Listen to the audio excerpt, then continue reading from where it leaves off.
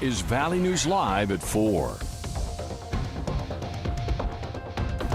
Good afternoon, everyone. Here's a look at today's top 4 at 4. The defense attorney for the former Minneapolis police officer charged in the death of George Floyd says the city's multi-million-dollar settlement with Floyd's family is not fair. Attorney Eric Nelson called for a change of venue and more opportunities to strike down potential jurors in the aftermath of the largest settlement in the city's history.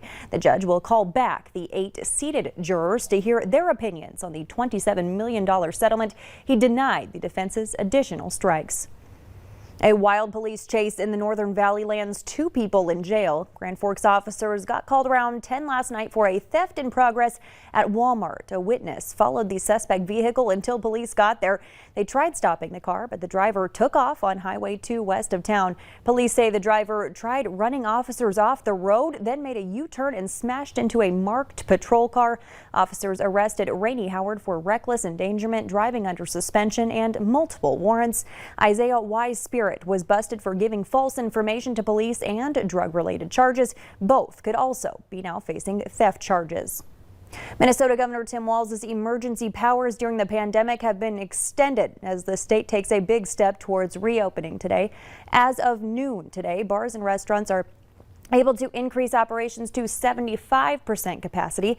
Gyms will be able to operate at half capacity, and there will no longer be any limits for salons and religious services. Social distancing and masks are still required, and the 11 p.m. curfew at restaurants remains in place. $1,400 stimulus payments started going out this weekend, and if you're wondering where yours is, the IRS has a new tool for you. The Get My Payment site can help you figure out where and how your money was sent.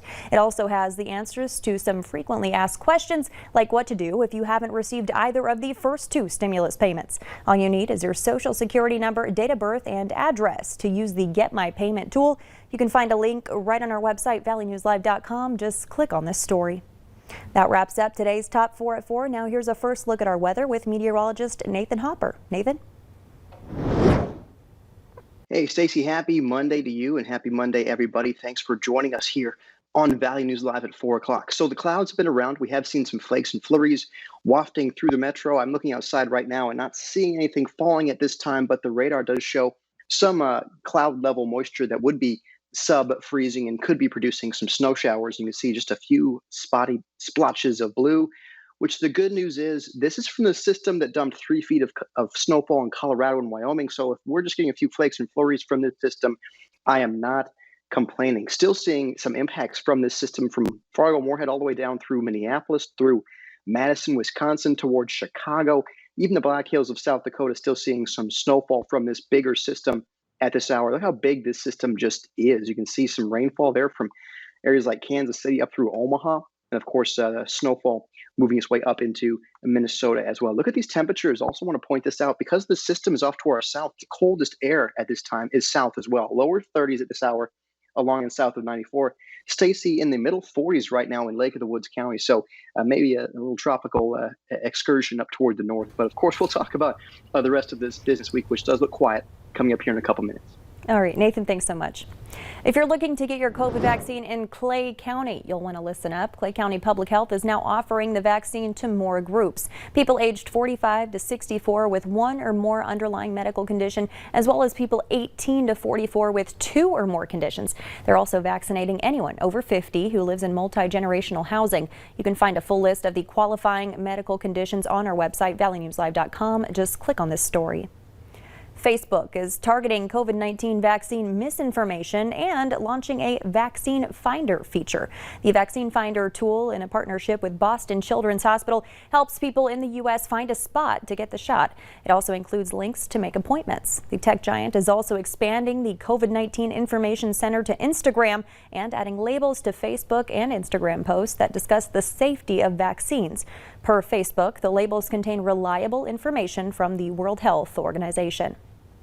The Netherlands has joined France and Germany in a growing list of countries that have suspended the use of the Oxford AstraZeneca vaccine. These suspensions follow reports of unexpected side effects, including blood clots. The Dutch government said in a statement that the vaccine will not be used until at least March 29th as a precaution. The Netherlands had pre-ordered 12 million doses. It says it's found no evidence of increased risk of blood clots. The vaccine is not approved for use in the U.S., but an application may be pending. The majority of those first eligible to get the COVID vaccine received both doses on time. That's according to a new CDC report, which included 2 analyses of vaccination data between December 14th and February 21st. In the first analysis of nearly 12.5 million people who received the first dose of either the Pfizer or Moderna vaccine, about 88% had completed the series and only 3% had completely missed their second dose. In another analysis of roughly 14 million people who received the second dose, nearly 96% had done so within the recommended period of time. To stay on top of the latest COVID vaccine-related information, use our VNL vaccine tracker. It's right on the homepage of our website, or you can open your phone camera and point it at the QR code on your screen, then tap the link that pops up. Today, President Biden announced that a familiar face is joining his administration to manage the implementation of his nearly $2 trillion COVID relief bill. The announcement comes as various administration officials hit the road to sell the massive package. Skylar Henry is at the White House with more. Good afternoon. President Joe Biden has tapped Gene Sperling to oversee the implementation of his $1.9 trillion American Rescue Plan. 100 million shots in people's arms will have been completed within the next 10 days, and 100 million checks in people's pockets in the next 100 days. Sperling previously served as the director of the National Economic Council under both the Clinton and Obama administrations. Together, we're going to make sure that the benefits of the American Rescue Plan go out quickly and directly to the American people where they belong. Monday, the White House also kicked off what it's calling the Help is Here tour, with top officials fanning out across the country, selling the key points of the American Rescue Plan. We are going to safely open schools. First Lady Jill Biden visited a New Jersey elementary school. Vice President Kamala Harris and the second gentleman are spending part of the week in the West, starting in Las Vegas with a visit to a vaccination site. You all are the heroes of this moment. Transportation Secretary Pete Buttigieg highlighted the vaccine supply chain at a UPS facility in Maryland. We wanted to make sure to draw attention to the critically important work that goes on before we're even able to get a shot. Tuesday, President Biden and Vice President Harris will focus on small businesses. The president will head to Pennsylvania while the vice president goes to Denver, Colorado. Skylar Henry, CBS News, the White House. Minnesota Governor Tim Walz and Senator Amy Klobuchar held a press conference in Bloomington this morning promoting President Biden's American Rescue Plan. They discussed what's in the bill and how it will help Minnesotans. The heart of this bill. Then we also know that when we get to the moment where this economy is ready to rebound, we don't want to be in such a deep hole that you can't crawl out of it.